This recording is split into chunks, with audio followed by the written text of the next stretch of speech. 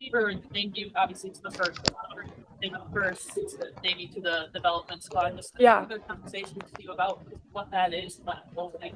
Yeah, I mean, I think for lack of better terms, it's kind of a red shirt for rookies. And I'm super excited for the opportunity. I'm grateful that they even considered me to be in that position. So I think I'm just taking it one day at a time and really leaning into the process.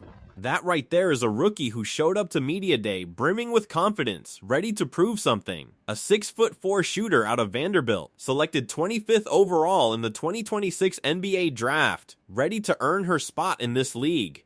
And then, days later, she fires off a tweet that stopped the entire Fever fan base dead in their tracks.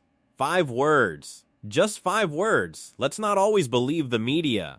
I'm Dre Fiver, you're locked into Street Hoops, and today we are pulling on this thread until the whole sweater unravels, because something is going on inside the Indiana Fever organization right now, and it has nothing to do with basketball. It has everything to do with money, control, and whether this front office is being straight with the people who support this team. We are also talking about Lexie Hull's hamstring, because anytime I hear that word, hamstring, my stomach drops. Grab your seats. We are getting into all of it right now. Let's start at the beginning, because context is the whole game here. After the Fever drafted Justine Pissott in the second round, the organization signed her, not to a standard rookie deal, but to what is called a player development contract. According to the Indiana Fever's official announcement confirmed by beat writer Tony East, Pissott became the first player in franchise history to be signed to one of the new development roster spots created under the 2026 CBA. Under the rules of that deal, a development player can be activated for up to 12 games per season, can participate fully in practices and team activities, but does not carry a full guaranteed roster spot. The rookie minimum salary under the new CBA is $270,000, which sounds like good money until you realize what a 6'4" three-point shooter actually commands on an open market in this league.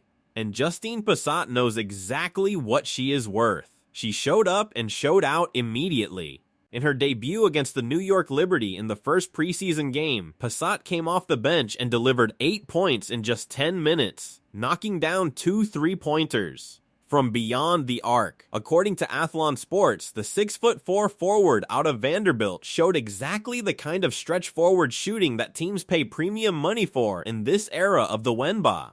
She looked comfortable. She looked ready. She looked like somebody who was going to force this franchise to make a decision, because teams absolutely pay for that skill set at her height. And that is where this whole situation gets murky in a hurry. Because right after that debut, she goes on the injury report. Lower leg. No further details provided. She misses the Dallas Wings game.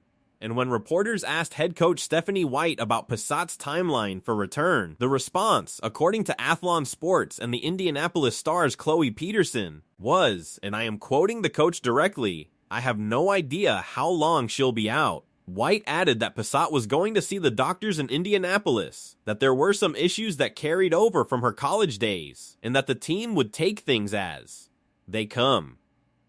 Now, let's be fair here. A lingering college injury that flares back up is a real thing that happens to real players. That is not automatically suspicious. Lots of rookies come into the league carrying wear and tear from their college careers. That is a legitimate medical situation. But here is what makes the fan base suspicious, and I think it is a completely fair conversation to have. 1. This is the same Indiana Fever organization that, as Heavy.com noted in their coverage of the injury situation, fans have publicly blasted for their handling of Caitlin Clark's injuries last season. Multiple Fever followers in that report referenced the front office not being upfront about Clark's condition before eventually shutting her down for the year. That trust deficit is real. It was built over time by decisions this organization made. So when the Fever come out with a vague, no timeable injury update on a player who just proved she can impact games, people are going to ask questions.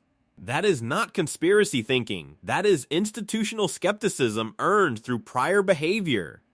2. The developmental contract structure itself creates a financial incentive to limit Pissott's visibility. Here is how the math works. If Pissott keeps performing in preseason games, particularly in a lineup that features third-string players who give her room to operate, other teams in this league are going to notice. And if another team decides to offer her a full standard contract, the Fever would be forced to match it or let her walk. As reported by Sports Illustrated, Pissot is currently on one of the team's 2 development spots, which comes with a 12-game activation limit and, presumably, significantly less financial security than a full roster contract. So ask yourself, does the Indiana Fever front office have any financial motivation to limit how much exposure this player gets before the regular season sets rosters? I am going to let you answer that one yourself. Dre's not going to put words in anybody's mouth.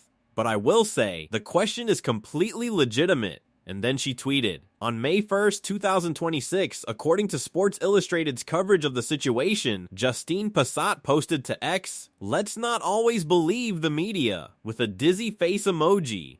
Now, Sports Illustrated was careful to note, and I will be too, that Pissott kept the post intentionally vague. She did not name the Fever. She did not name a specific outlet or a specific story. The target of that tweet is genuinely unknown. It could be directed at the way her injury was being framed. It could be directed at something else entirely. But I want to be honest about one thing. The timing of that tweet, dropped the day after she was kept out of the Wings game with minimal explanation, is the kind of thing that raises an eyebrow whether you intend it to or not. Athletes do not just fire off cryptic social media posts into the void. They fire them at something, and the something here, even if it is unconfirmed, points directly at the way this situation is being communicated to the public. Here is what Dre Fiver thinks. I think this is a player who came into the league ready to earn a real contract, not a development spot with a 12-game cap. I think she proved in 10 minutes against the Liberty that her skill set, 6'4", 3-point range, motor to get to the line, translates at this level. I think the player development contract structure puts the Fever in a position where their best financial option is to limit how many eyes are on her before rosters harden, and I think Pissott knows it. Whether the injury is being managed conservatively, legitimately addressed, or used as cover, only the people in that facility know for certain. But the circumstances have enough smoke around them that the fire question is fair game. Now let's talk about Lexie Hull, because this is a completely different situation, and honestly, it might be the more alarming one heading into opening night. Hull missed both preseason games. Hamstring. According to Athlon Sports reporting on Stephanie White's pre-game comments, the coach described it as just some tightness and said they do not want to risk it getting worse. And per ESPN's injury tracker, Hull has now missed back-to-back preseason games, with her last shot to get healthy minutes coming against the Nigerian national team on Saturday. If she does not get out there on Saturday, she will walk into the regular season on May 9th, having played 0 minutes of actual competitive basketball in the 2026 preseason. Against Paige Buchers, on national television. Let that sit. Here is why this is so much bigger than one preseason game. Lexie Hull re-signed with this franchise. Per Fox Sports reporting, she inked a 2-year deal to stay in Indiana. This organization committed to her. She committed back. She plays in all 44 regular season games last year. She is the kind of player who plays through everything, because that is who she is. And yet here she is, hamstring, before the season even begins. Per Essentially Sports injury coverage, Hull suffered the hamstring issue while playing in the unrivaled offseason league, mirroring Aaliyah Boston's situation. Boston also picked up her lower leg injury during the final regular season game for the Phantom BC in Unrivaled in February. Per Sportskeeda, 2 key Fever players, same offseason league. Both come into training camp nursing injuries. The conversation about whether the NBA's offseason schedule is putting championship caliber players at risk before the actual season even starts is not a conspiracy. It is a pattern that this franchise is living out right now in real time. Now, to be absolutely clear, as Athlon Sports noted, Coach White has described Hull's hamstring as tightness, not a serious tear, and the goal is to get her minutes against Nigeria on Saturday before the regular season. That is the best case scenario, and we should hope for it. A hamstring that is just tight is different from a hamstring that is pulled or torn. But hamstrings, and anyone who has followed professional basketball knows this, are notorious for becoming lingering issues if pushed too early. You rush a hamstring, you can turn a 2-game preseason absence into a 6-week regular season problem. So the Fever being cautious makes sense. But it also means that if Hull walks into May 9th without any game speed work under her belt, she is going to be playing her first real basketball of the 2026 season against a Dallas Wings team that just proved they can run Indiana off the floor by 30. That is a recipe for risk. So let me pull all of this together for you.